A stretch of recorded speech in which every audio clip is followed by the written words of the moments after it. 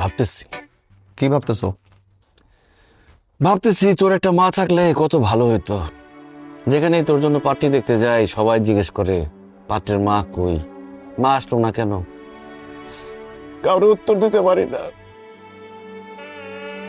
বুকের ভিতরে কষ্ট হয়, কি যে কষ্ট হয় এটা বলে বোঝানো যাবে না। এই খাবার টেবিলে বসে এরকম কান্নাকাটি করো না, দেখতে ভালো লাগে না। তোর একটা মা থাকলে কত ভালো হতো, তাই না? এরকম রুটি কলা এগুলা খাইতে আর ভাল লাগে না। সকাল সকাল গরম খাবার খাইতাম, দুপুরে গরম খাবার খাইতাম, রাত্রে গরম খাবার খাইতাম। আরে বাবারা সন্তানের সব অভাব পূরণ করতে পারে, কিন্তু মায়ের অভাব পূরণ করতে পারে না, কারণ মায়ের কোনো বিকল্প নাই। তোমার যে মিনুয়ানটাকে পছন্দ হয়েছে এটা আমার ডিরেক্ট বললেই তো পারো। এরকম অভিনয় করার কি আছে? এত পানি খাও। এখানে ম্যান টু ম্যান ডিরেক্ট কথা হইতেছে। না মানে ব্যাপারটা ওরকম না। ঠিক আছে, আমি তোমাকে খুব ভালো করে চিনি। আমার মা যে শুধুমাত্র আমাকে ছোট রেখে মারা গেছে ব্যাপারটা তো এরকম না। মা তোমাকেও ছোট রেখে মারা গেছে। আমার মায়ের প্রতি তোমার ফিলিংস জন্মানোর আগেই তো উনি তোমাকে ছেড়ে চলে গেছে। আর এমন একটা ভাব করতেছো যে আমার মাকে তুমি অনেক বেশি ভালোবাসতা। সেটাই তো, তোর মায়ের খুব বেশি দিন পাই নাই। এদিকে 2 মাস, ওইদিকে 9 মাস, 11 মাস। অ্যানিভার্সারি করার আগে মরে গেল। থাক, ঠিক আছে, তারা নিয়ে ভাইবা লাভ নাই, নতুন করে ভাবতে হবে। এখন আসল কথায় আসো, তোমার কি মিনু আন্টিকে খুব পছন্দ? না, ঠিক সেরকম না ব্যাপারটা। কালকে তো ওই বিয়ে পাগলিটা আসছিল, বুঝছস? আমার এই যে রিকোয়েস্ট হাতে পায়ে ধরছে বিয়ে করার জন্য। আমি তো বিয়ে করবোই না কোনোভাবে, কোনো রকমে পালাইছি না করে। কেন পালাইছো কেন? না করার কি আছে? বিয়ে তো ভালো জিনিস। আচ্ছা তুমি একটা কথা বলো, আমি যদি কয়েকদিন পরে বিয়ে করে ফেলি, আমি কি তোমাকে নিয়মিত এরকম সময় দিতে পারবো? তুমি বলো। তখন তো আমি আমার বউ নিয়ে ব্যস্ত হয়ে যাবো। তো তোমার একটা গতি করা উচিত না? এটা অবশ্য ঠিক বলছ। আর যাই হোক, আমার দেরি হয়ে যেতেছে, আমি উঠলাম। শোন, পরীক্ষা দিতে গেলে আগে প্রশ্নপত্র ভালো করে পড়বি। যে প্রশ্নের উত্তরটা ভালো পারস সেটা আগে লিখবি, ঠিক আছে? জানি জানি, এত জ্ঞান দিও না তো।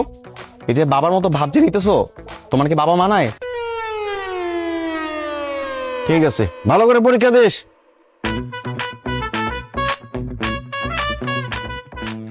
এই জিসান, তোর অ্যাডমিট কার্ড মোবাইল হয়ে গেছে। হায় রে ছেলে, কি পরীক্ষা দিবে? এগুলো সব রাইখা চলে গেছে।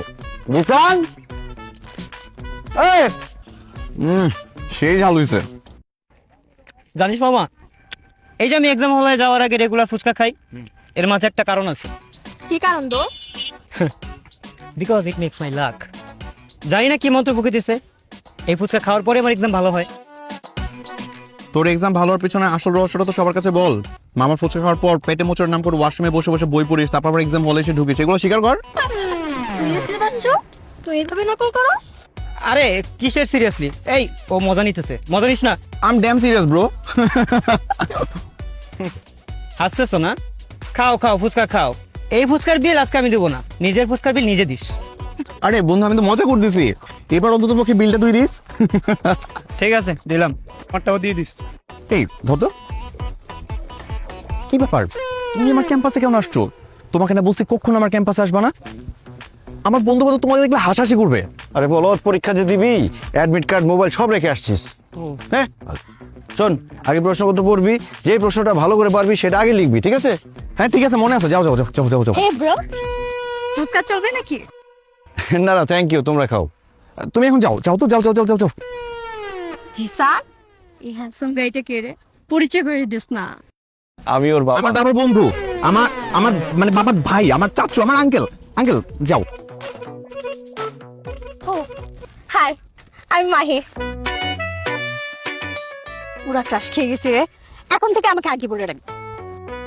এই এদিক চাপ তো। ক্রাশ খাইতে হবে না, ফুচকা খাইতেছো, ফুচকা খাও। শোনো, আমি হচ্ছে ওর বাবা, বুঝতে পারছো? আমার আব্বু। সিরিয়াসলি? এই বয়সে ক্রাশ খাওয়া ভালো।